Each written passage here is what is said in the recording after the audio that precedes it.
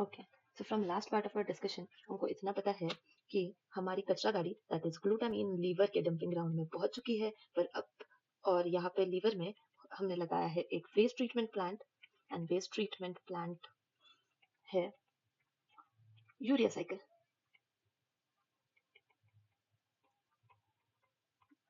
It is dumping out. तो अभी urea cycle से हमको करना है अमोनिया को बाहर, मतलब अमोनिया को यूरिया में कन्वर्ट करना है और उसको निकालना है बॉडी से बाहर in a very less toxic form. तो अभी ये करने के लिए हमको सबसे पहले क्या करना पड़ेगा, ग्लूटामिन को लेना पड़ेगा। और फिर पूरी की पूरी कचरा गाड़ी तो नहीं फेंक सकते हम लोग, सो हम कचरा गाड़ी से कचरा निकालने वाले हैं, and that process is known as oxidative deamination. So ये जो ग्लूटामिन अभी हमारा बन गया है उसको हम उसके साथ हम एलानिन को ऐड करेंगे, और इस एलानिन की वजह से ये हो जाएगा ग्लूटामेट में convert. And you know glutamate has its love story with alpha ketoglutarate, तो ये इसका होने वाला है अल्फा कीटोग्लूटारेट में कन्वर्जन। लेकिन ये अभी फ्री में तो होगा नहीं, क्योंकि पहले हमारे पास था ट्रांसमिनेशन रिएक्शन। यहाँ पे करने के लिए हमको थोड़ा पैसा लगाना पड़ेगा, which is NADPH which will get converted to NAD+। तो अभी इधर अमोनिया बाहर निकल गया, और यही अमोनिया है जिसको हमको ट्रीट करना है। तो इसकी ट्रीटमेंट के लिए हम इसको लेके जाएंगे कहाँ, यूरिया साइकिल में। लेकिन जो यूरिया है एज अ कंपाउंड वो सिर्फ अमोनिया से तो बनता नहीं है। तो यूरिया बनने वाला है, यूरिया का structure is NH2 CP double bond O NH2। तो एक तो हमको पता है ये आ गया है अमोनिया से, ये आएगा CO2 से, और ये कहाँ से आएगा, this is also previous question, तो ये आएगा हमारा अस्पार्टेट से। अब ये अस्पार्टेट कहाँ पे आएगा, ऑब्वियसली यूरिया साइकिल है, वेस्ट ट्रीटमेंट प्लांट है, तो वेस्ट ट्रीटमेंट करने के लिए हमको एनर्जी चाहिए होगी। तो एनर्जी का मेन सोर्स क्या है हमारे पास, जो लाइफ में हमेशा हमको एनर्जी का सोर्स है TCA साइकिल। तो TCA साइकिल यूरिया साइकिल को देगा अस्पार्टेट।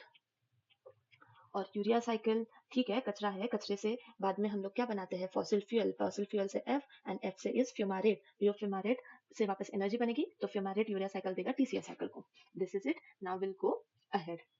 तो सबसे पहले हमको ये समझना है कि यूरिया साइकिल जो है which takes place in 2 organelles, और वो 2 ऑर्गेनल्स ऑब्वियसली कौन से होंगे, माइटोकॉन्ड्रिया एंड साइटोप्लाज्म। क्योंकि अभी ये इतना दोस्त है, तो there's a one question for you कि कौन से जो प्रोसेसेस है वो साइटोप्लाज्म और माइटोकॉन्ड्रिया दोनों में टेक पार्ट करते हैं। तो इसका निमोनिक है हग P, और अभी ये आपको पता होना चाहिए। ओके, तो सोचो, so you obviously you know is urea cycle. And अभी अगर हम यूरिया साइकिल में आगे बढ़ेंगे तो हमें पता चलेगा कि यूरिया साइकिल जो है वो माइटोकॉन्ड्रिया में हमारे पास है ammonia. So first step in mitochondria, okay, mitochondria में ammonia plus carbon dioxide mix हो गया, दोनों को ही बॉडी से एक्सक्रीट करना है। देन देयर इज एक एंजाइम यहाँ पे काम करेगा, that is known as CPS1, that is carbamoyl phosphate synthase. तो ऑब्वियसली कार्बोमिल फॉस्फेट सिंथेस है, तो क्या बनेगा, कार्बोमिल फॉस्फेट बनेगा। ये कार्बोमिल फॉस्फेट जो है अब ये किसी चीज के साथ होगा ऐड, ठीक है, और बाद में ये बनाएगा एक compound which is known as citrulline. और ये सिट्रुलिन जाएगा बाहर साइटोप्लाज्म से, मतलब यहाँ से बाहर साइटोप्लाज्म है, ये तो फ्रीली जा सकता है सिट्रुलिन, इसको कोई प्रॉब्लम नहीं है, लेकिन जो कुछ तो आना चाहिए दैट इज ऑर्निथिन। ओके, और ये जो ऑर्निथिन है ना, ये रीजनरेटिंग कंपाउंड है, या आता जाता रहता है। तो जो ऑर्निथिन आ रहा है उसको आने के लिए तो ट्रांसपोर्टर चाहिए, और जो सिट्रुलिन बाहर जा रहा है उसके जाने के लिए कोई ट्रांसपोर्टर नहीं चाहिए। अभी सिट्रुलिन सिट्रुलिन बाहर आ चुका है और फ्री फ्लोट करते हुए, पर अभी हमने देखा कि यहाँ पे हमारे इनिशियल यूरिया बनाने के लिए 3 चीजें चाहिए थी, अमोनिया, कार्बन डाइऑक्साइड एंड अस्पार्टेट। अस्पार्टेट तो अभी आया नहीं, तो अस्पार्टेट यहाँ पे हो जाएगा ऐड। पर अस्पार्टेट आ कहाँ से रहा है, अस्पार्टेट TCA साइकिल से आ रहा है, इसका मतलब वो भी माइटोकॉन्ड्रिया से आ रहा है, तो माइटोकॉन्ड्रिया से आ रहा है मतलब वो भी किसी ट्रांसपोर्टर के थ्रू आ रहा है, सिट्रीन ट्रांसपोर्टर। ओके, और ये सिट्रीन ट्रांसपोर्टर के थ्रू अस्पार्टेट बाहर आ रहा है, और अभी इस पे हमारा एंजाइम एक्ट करेगा, अर्जिनोसक्सिनेट सिंथेटेज। तो क्या बनेगा, ऑब्वियसली अर्जिनोसक्सिनेट बनेगा, ठीक है। अभी जो अर्जिनोसक्सिनेट बन गया, वो अर्जिनोसक्सिनेट पे हम यूज करेंगे कुछ और, विच इज अर्जिनो सक्सिनेट लाइज। अगर लाइज हो रहा है तो 2 टुकड़ों में बंटना चाहिए, 2 टुकड़ों में बंटना चाहिए, तो इट्स टाइम फॉर पे बैक। बाहर क्या निकलने वाला है, फ्यूमारेट, जो फ्यूमारेट उधर जाएगा, लेकिन इधर क्या बन रहा है, अर्जिनिन बन रहा है। अभी इस अर्जिनिन को भी हमको तोड़ना है, तो अर्जिनिन टूटेगा with the help of what, arginine टूटेगा with the help of arginase enzyme, और बनाएगा क्या, ऑर्निथिन। ऑब्वियसली, और वही ऑर्निथिन जा रहा है वापस उधर with the help of a transporter. So most importantly और सबसे इंपॉर्टेंट चीज जो हम लिखना भूल गए, दैट इज ओटीसी, ऑर्निथिन ट्रांसकार्बोमाइलेज वाला जो एंजाइम होता है, इन दोनों को मिक्स करके बनाता है सिट्रिलिन। ठीक है, और यहाँ पे ट्रांसपोर्टर है जिसका नाम है ऑर्निथिन ट्रांसपोर्टर, जिसकी वजह से अंदर जा रहा है। अब यूरिया साइकिल तो हुआ खत्म, क्योंकि अर्जिनिन के टूटने से बना है ऑर्निथिन, तो सिर्फ ऑर्निथिन बनेगा क्या? नहीं, इंपॉर्टेंट चीज बनेगी ना दूसरी, यूरिया, जो जाने वाला है बॉडी से बाहर। ओके, सो नाउ ऑर्निथिन का रीजनरेशन हो गया, सब कुछ हो गया। अभी हमको सिर्फ एक चीज पे फोकस करना है, which is most important part of urea cycle, that is disorders related to urea cycle. तो disorders related to urea cycle का एक कॉमन प्रेजेंटेशन होगा, common presentation hyper ammonia. Exactly, अब अमोनिया अगर बढ़ रहा है तो जिसने जिसने भी पहले मेरे साथ पढ़ा है उसको पता है कि अमोनिया क्यों, अमोनिया बढ़ने वाली चीज को, इसके साथ ग्लूटामिन भी बढ़ेगा, क्योंकि ग्लूटामिन तो वो कचरे वाला ट्रक है, जितना कचरा बढ़ेगा उतना तो कचरे वाले ट्रक भी हमको बढ़ाने पड़ेंगे। तो इसको सिंपली अगर क्वेश्चन में हाइपर अमोनिया लिखना है तो इसको हम ऐसे भी देख सकते हैं, इंक्रीज्ड प्लाज्मा ग्लूटामिन। ओके, इसके अलावा और क्या होगा? अल्कोहलिक कंपाउंड है, रेस्पिरेटरी अल्कोलोसिस होगा। अभी जितना भी अमोनिया उसको बॉडी से बाहर निकालना है, तो कैसे बाहर निकालेंगे? टैकिपनिया होगा।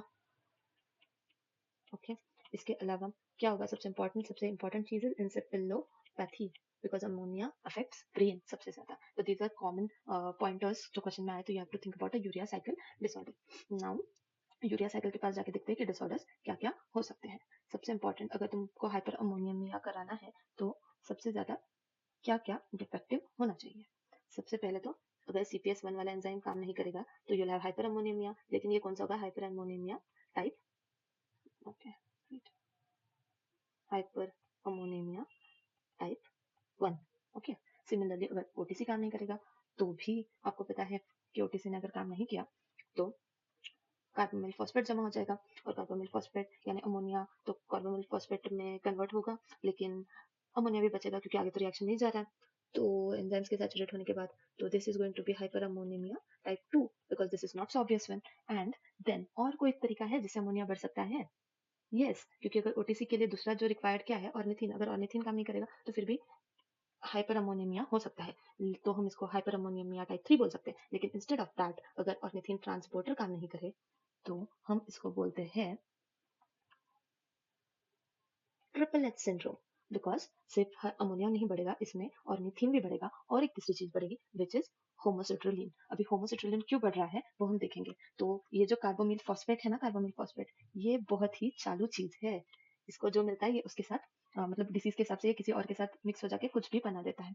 सो सबसे पहले टॉक अबाउट हाइपर अमोनियमिया टाइप 1। तो टाइप 1 में तो ऐसे कुछ खास नहीं है, बिकॉज CPS1 का डिफेक्ट है और बढ़ रहा है सिर्फ अमोनिया, और जो ऊपर प्रेजेंटेशन दिया सिर्फ वही होगा। Then we go to type 2, that is hyperammonemia type 2।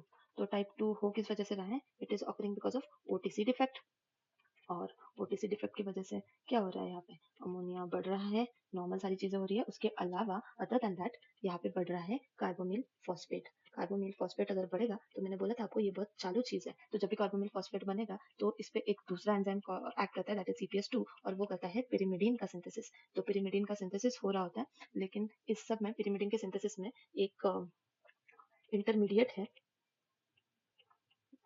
और वो इंटरमीडिएट है हमारा important intermediate which will differentiate type 1 from type 2, and that is orotic acid. अगर इस ओरोटिक एसिड का, अगर ये ओरोटिक एसिड बढ़ता है इंटरमीडिएट, तो ये जो ओरोटिक एसिड है वो हमेशा पिरिमिडीन में कन्वर्ट, ऐसा जरूरी नहीं, it comes out through urine, so we have orotic aciduria. तो ओरोटिक एसिड यूरिया जब होता है, then we know it is hyperammonemia type 2 which occurs due to OTC defect। अभी हमारा सबसे प्यारा, सबसे डिफरेंट ट्रिपल एच सिंड्रोम। तो ट्रिपल एच सिंड्रोम में H is for hyper, not very helpful। तो बढ़ क्या रहा है? अमोनिया, ऑर्निथिन, बिकॉज ऑर्निथिन का ट्रांसपोर्टर में डिफेक्ट है, तो ऑर्निथिन एक्यूमुलेट हो रहा है in the cytoplasm, but it is not coming in mitochondria. और तीसरी चीज है होमोसिट्रुलिन। अभी ये होमोसिट्रुलिन कहाँ से आया? सिट्रुलिन था लेकिन होमोसिट्रुलिन नहीं था, तो ये कहाँ से आया? तो जो हमारी चालू चीज है, फर्स्ट विल राइट कि डिफेक्ट क्या है। The defect is ornithine transporter defective है। और सबसे पहले तो ये जो हमारी चालू चीज थी carbonyl phosphate, sorry not carbonyl phosphate synthetase, ये लाइसिन के साथ मिल जाएगी और बनाएगी होमोसिट्रुलिन। तो होमोसिट्रुलिन का भी एक्सेस हो जाएगा और हमको मिलेगा ट्रिपल एच सिंड्रोम। अभी ट्रिपल एच सिंड्रोम के अलावा विल गो टू अदर चिंदी डिसऑर्डर्स ऑफ यूरिया साइकिल जो इतना मैटर नहीं करते, but we should know about them. सो सबसे पहले अभी ऑर्निथिन बढ़ गया, अभी सिट्रुलिन बोल रहा है कि होमोसिट्रुलिन कहीं है भी नहीं इस यूरिया साइकिल में, फिर भी बढ़ रहा है, मैं भी बढ़ सकता हूँ, मेरे पास भी है। तो व्हाट इज मोस्ट ऑब्वियस वे जिससे ये बढ़ेगा सिट्रुलिन, दैट इज अगर अर्जिनो सक्सिनेट सिंथेस इनइफेक्टिव हो। So this will lead to citrullinemia type 1। तो 2 भी होना चाहिए, तो ये वापस किस वजह से बढ़ेगा? अगर एस्पार्टेट नहीं आ रहा है, और एस्पार्टेट क्यों नहीं आएगा बाहर? अगर सिट्रीन ट्रांसपोर्टर काम नहीं करेगा, तो सिट्रीन ट्रांसपोर्टर डिफेक्ट अगर हो जाए तो दैट इज सिट्रुलिनेमिया टाइप 2। अगर अर्जिनेस काम नहीं करेगा तो विल हैव से जो चीज बढ़ेगी दैट वुड बी अर्जिनिन बढ़ जाएगा, तो दैट वुड बी अर्जिनिनेमिया। और सिमिलरली अगर अर्जिनोसक्सिनेट लाइस काम नहीं करेगा तो will have argininosuccinic aciduria, because ये बाहर निकल सकता है, तो will have argininosuccinic aciduria. Okay, so अभी ये सब डिसऑर्डर्स का एक एक इंपॉर्टेंट चीज, अर्जिनेमिया। तो अर्जिनेमिया जो कुछ भी है उसमें most important urea cycle disorder को छोड़ के अगर और कोई फीचर्स हो गया तो extra keyword would be scissoring gait. Scissoring gait कहाँ पे देखने को मिलती है हमको? ऑब्वियसली स्पास्टिक डायप्लेजिया में। Then we have second, that is argininosuccinic aciduria. तो इसमें एक चीज है that is trichorrhexis nodosa. What do you know from structure? Tricho यानी कि हेयर और नोडोसा यानी कि नोड्स। सो अगर कोई हेयर स्ट्रैंड है जिसमें लॉन्गिट्यूडनल कट्स है और अचानक कोई नोड फॉर्म हुआ है तो दैट इज दिस डिसीज। तो वेरी ब्रिटल हेयर होते हैं इसमें, that is it, brittle hair. Okay, so this is it about the disorders of urea